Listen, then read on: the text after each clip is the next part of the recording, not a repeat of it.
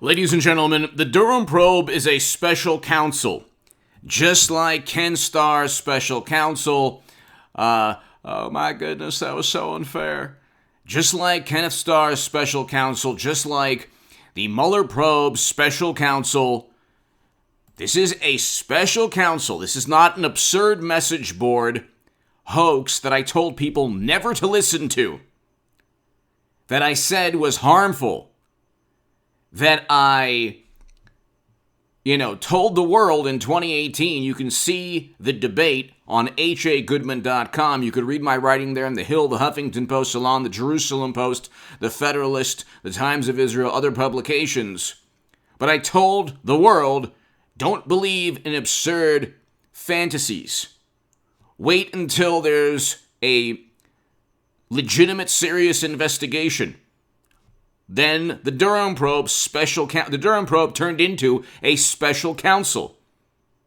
Now I'm telling everybody that Congressman Devin Nunes is almost certainly right.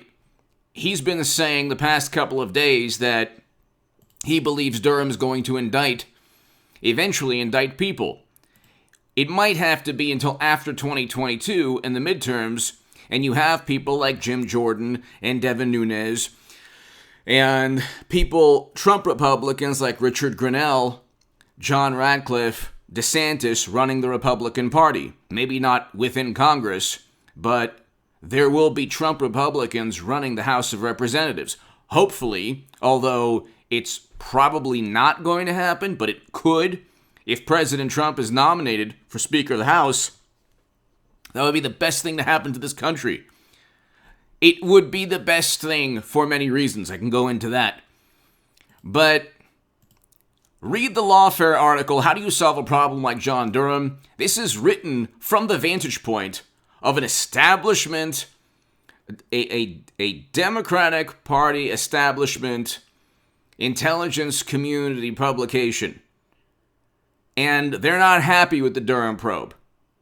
And it's the LawFair article below, LawFair is very respected among the DC establishment.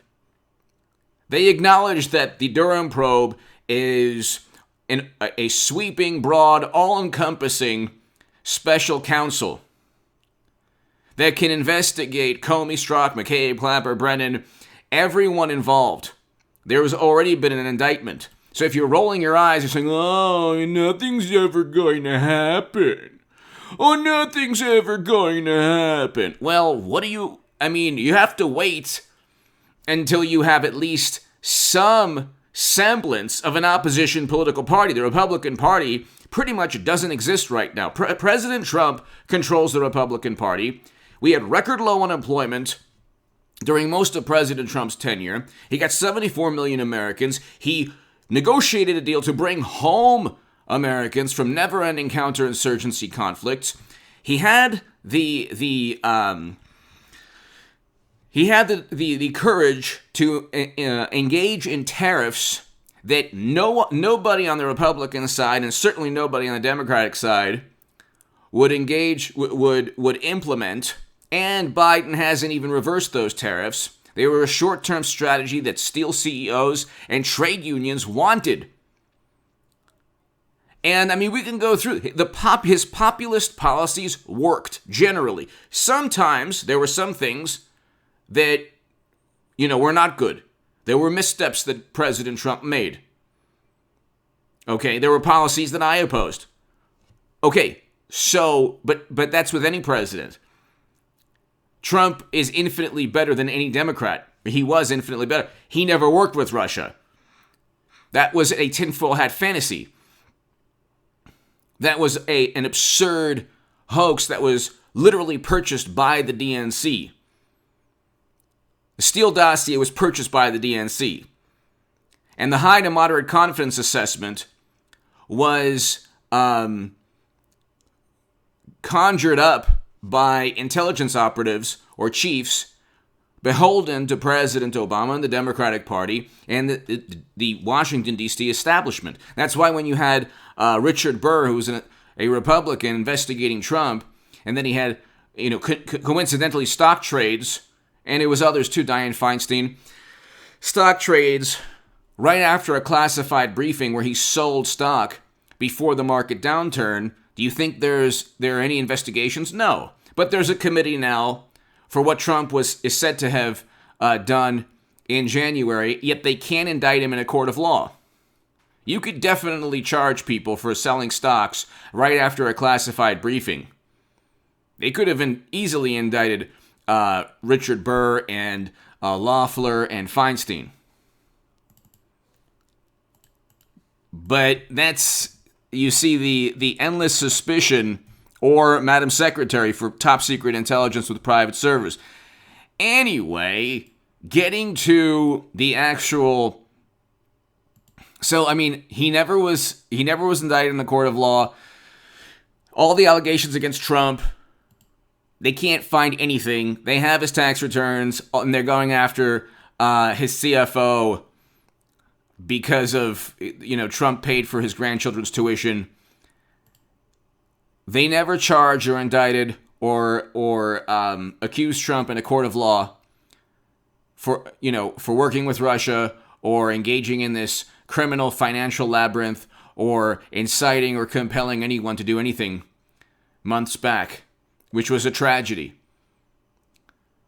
But there were 4 to 5 months of $1 to $2 billion in property damage and over 25 lives lost, according to Wikipedia. And people say, well, that was for a good cause. The Democratic Party response, or the liberal response was, or progressive response, that was good for a good cause. I mean, you can't compare the two. Well, you can't simply say that $1 to $2 billion in property damage, arson, all of these horrendous things, curfews every night was for, even though, let's just assume, well, the protests were for a good cause, but you can't justify that. There's no justification for $1 to $2 billion in property damage. But see, again, media and Democrats divorce themselves from the facts, level all blame and suspicion against Trump. Now we're finding out that he's very likely right, and Falsey and others are very likely wrong about a whole bunch of things.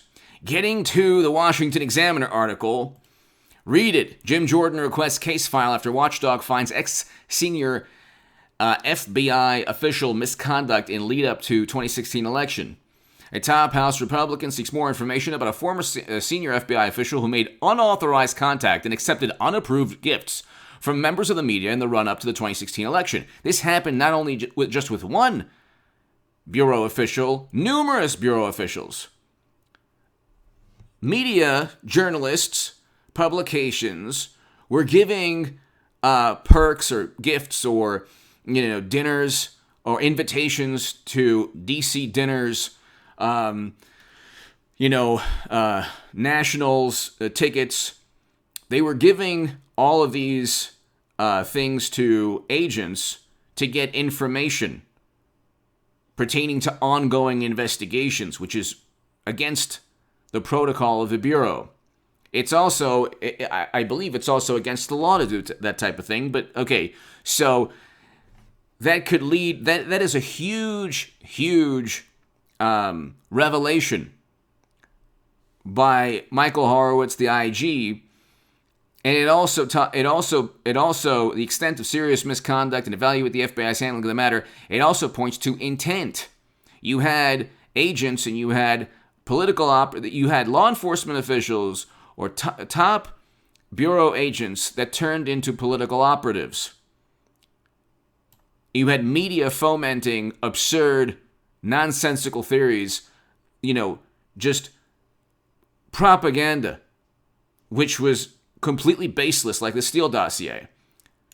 It was completely made up and fabricated. And people and there was never used in a court of law because it was literally purchased by Trump's direct political rivals.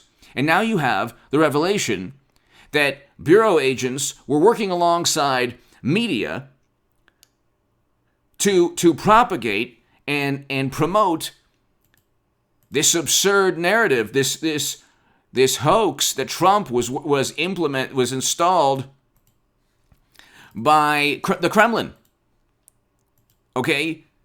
You think there are laws broken? Almost certainly. There's the U.S. Code, 18 U.S. Code 371. I wrote about that in the Federalist with Comey and McCabe. Give me your thoughts below. Hit subscribe right now. John Durham already put away a top government official in prison. He already did that. So when people roll their eyes and say, oh, well, nothing's going to happen, it's like, well, what do you expect? There's zero media support for Trump or Trump Republicans. Zero. They don't have the House of Representatives yet. 2022 is going to be a completely new ballgame. And there's an ongoing special counsel now. So I don't understand why people would roll their eyes at this. This is like an amazing revelation. Give me your thoughts below. Hit subscribe right now to this channel. Be here later today for the live stream by about 6 p.m., 7 p.m. Pacific